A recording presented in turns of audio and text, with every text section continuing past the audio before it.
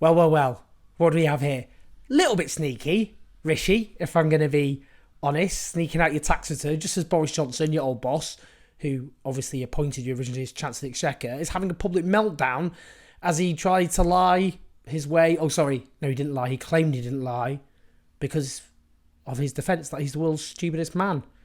I say it's sneaky. It's just the fact that you decided that that was the best possible moment to release your tax return. It's just you had months to release it. I don't know how I'm addressing this person to Rishi Sunak. I doubt he's a regular subscriber, but we'll carry on doing the bit, shall we? You did promise that you'd release your tax return last July-ish, I think. It was during the summer, during your first leadership bid when you lost to Liz Truss, which was a bit embarrassing. You got your second bite of the cherry, though, after she crashed the British economy. Then you kept claiming that you'd release it by Christmas, which you didn't do. I was keeping a little beady eye on your tax return, which didn't appear. And then you kept saying it's coming soon, or I'll release it soon, it's coming soon. And then weirdly, coincidentally, you decided that the time had finally come during the biggest domestic political event of the year. Now, should Boris Johnson's public meltdown be the biggest political event of the year? Probably not, but it was. It is obviously consuming all of the media's attention. So you managed to completely smother any proper scrutiny of your tax return because you knew perfectly well that all the coverage would be about your former boss, who you actually do owe your political career to, though you did manage to, I suppose, quite cleverly, not was it clever, but you brutally sever your links with him. But nonetheless, as he was drowning in his lies, his dishonesty, and just general odiousness, you released that tax return, which you promised you'd release many, many months ago. Right, let's just stop talking to Rishi Sunak, because I doubt he's paying much attention, to be fair. So these are the facts. Rishi Sunak is the richest MP, not just the richest MP. He's actually twice as rich as the king himself. His family fortune, that is, mostly thanks to his wife. He owns multiple properties, including a Grade 2 listed manor with a private lake and a newly built heated swimming pool. It's right for some, isn't it?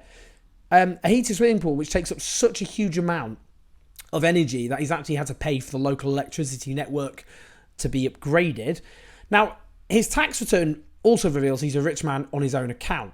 It shows he's made around 5 million big ones over the last 3 years, mostly thanks to gains from his US investment fund. Well over that altogether is well over 10 times as much as he got from his ministerial and parliamentary salaries, which already would put him in the top easily 1% of earners in the country. What they reveal is he's on an effective tax return of 22%. That's the effective tax return you'd expect a nurse to pay, not a very rich man.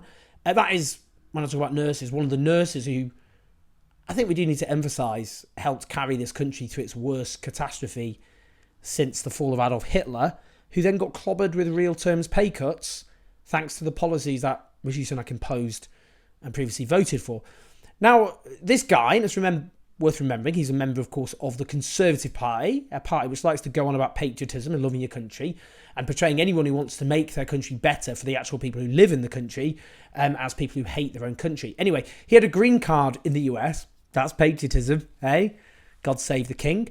And his wife saved millions by claiming non-dom status while Sunak was Chancellor. Well, now, according to Guardian analysis, Sunak has managed to save more than £300,000 in tax, all thanks to a tax cut for people like himself, which he voted for back in 2016. Now, if you hold investments, you pay about half the rate in tax as someone does on PAYE. Why is that fair? So what we're talking about is returns from investment, or money you make from investment, are taxed at half the amount as money you make from actual work. Investments in terms of not actually doing anything, just sitting there. People like Rishi Sunak, who just happen to be rich and therefore have investments, well, the tax on those investments are half as much as you pay because of your work. That's how the system works. Important to be non-partisan here. Capital gains tax and income tax rates used to be the same until the late 90s, when the new Labour government actually slashed capital gains tax. Just to underline why we don't want a rerun of New Labour. People are like, oh, stop moaning about Keir Starmer. Oh, please. Oh, please. Well, you see, I've watched this film before and I saw what happened. And it's things like halving, the amount you or meaning you pay a lot less investment than income thanks to new Labour. I mean, come on. Was that a good idea? To their credit, in their 9 days in office, they put it up again with a top rate of 28%. But then in 2016, the Tories cut the top rate down to 20%, on the basis that it encouraged business investment. Just to make that very clear, that did not work. Business investment didn't go up in any meaningful sense. Same with corporation tax cuts. I mean, the Tories kept slashing corporation tax, saying, "Oh, increase business investment." It didn't. It just meant companies sitting on a whole load of money. Even Rishi Sunak then conceded the cuts in corporation tax did not make that investment go up, which is why he's now increasing corporation tax. Now, anyway, Sunak made the case for cutting capital gains tax back in 2016, but he didn't say he'd personally benefit. Personally, I think that should be the law. I think politicians should have to be forced to declare whether they personally benefit from policies, and that there should be a parliamentary agency which makes it clear how much, based on their tax returns, they're likely to make from the policies that they vote for. I think that's pretty strict. What do you think? Transparent? I think that would actually be good for our democracy. Now, this is just one example that sums up the inequities of the tax system. So according to research by the London School of Economics, a quarter of people earning £1 million in taxable income and gains paid less than 30% tax, while 1 in 10 of them just paid 11%, which is the same tax rate you'd expect someone earning 15 grand a year, not £1 million a year. Then, of course, there's the question of wealth taxes. The richest 1% in the UK hold more wealth than 70% of Britons. The richest 1% of households have fortunes of at least 3.6 million, with the poorest 10% having just £15,400 or less. But we don't have a wealth tax in this country. This is why people should listen to Gary Stevenson, who I've had on this channel. He's a brilliant former city trader who made a packet from betting that because of the massive inequality in society, we wouldn't have a recovery from the financial crisis, or proper recovery, and that's how he made his millions. On the basis that when ordinary people receive money, they spend it. So low-paid people, they get money in their pockets, they stimulate the economy, whilst if you cut taxes for rich people like Rishi Sunak, they tend to save it. So what that means is you promote the concentration of wealth amongst a select few at the expense of everybody else and their living standards. So if working class people don't have the money to spend, they won't. And as they're plunged into debt just to cover their family's cost of living, consumer demand is sucked out of an economy which is based on consumer demand. So the disastrous state of the economy has so much to do with cutting taxes on rich people. What do rich people do? They don't spend it. They put it in property, for example, which inflates property prices to the detriment of the rest of society.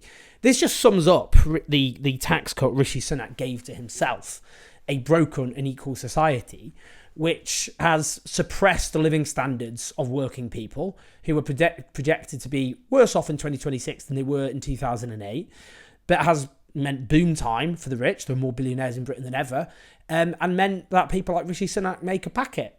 I mean, he's literally making millions.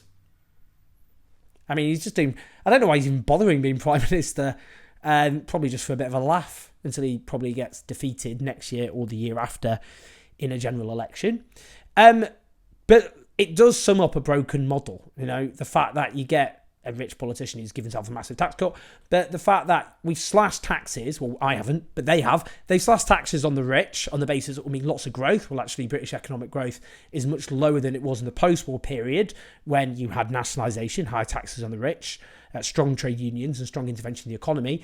Since the neoliberal Thatcherite experiment, growth has been lower on average, a lot lower on average than, say, the 60s. And the less growth has been less equally distributed.